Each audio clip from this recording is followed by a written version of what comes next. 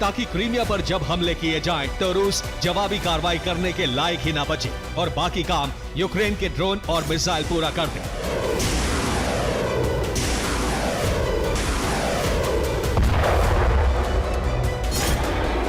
हालांकि इस रणनीति के तहत उठाए गए कदम तब तक गुप्त थे जब तक यूक्रेन ने ऑपरेशन को विस्तार नहीं दिया था।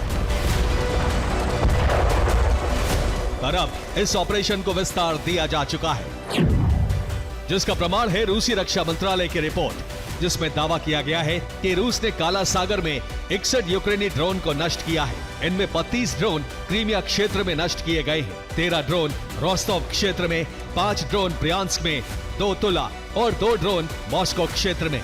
इनके अलावा 1 ड्रोन कुर्स्क में नष्ट किया गया है। यानी क्रीमिया भले ही यूक्रेन का मुख्य टारगेट हो, लेकिन सिर्फ क्रीमिया पर हमले से यूक्रेन का उद्देश्य साफ हो जाता।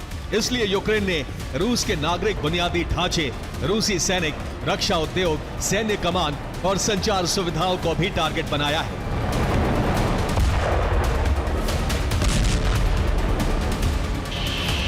और ये दावे से इसलिए कहा जा सकता है क्योंकि यूक्रेन पिछले 1 महीने से हर दूसरे दिन क्रीमिया पर आक्रमण कर रहा है, जबकि रूस के काला सागर रिजॉर्ट सोची को भी मिसाइल से दहला रहा है।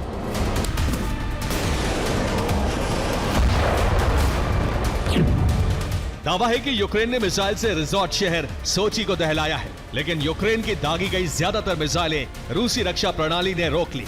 इनके अलावा कुछ हमले ड्रोन से भी किए गए हैं।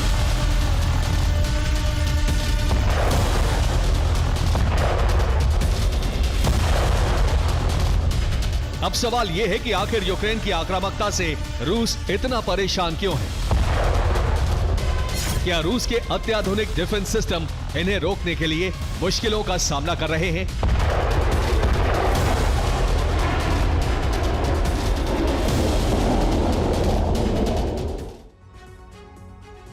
इस वक्त की बड़ी खबर, टॉमहॉक मिसाइल देने पर ट्रंप ने दिखाई है बेरुखी। हमें भी टॉमहॉक मिसाइल की जरूरत है, कहा है ट्रंप ने। यूक्रेन को टॉमहॉक की जरूरत ही ना पड़े, इस तरह के हालात बनने चाहिए।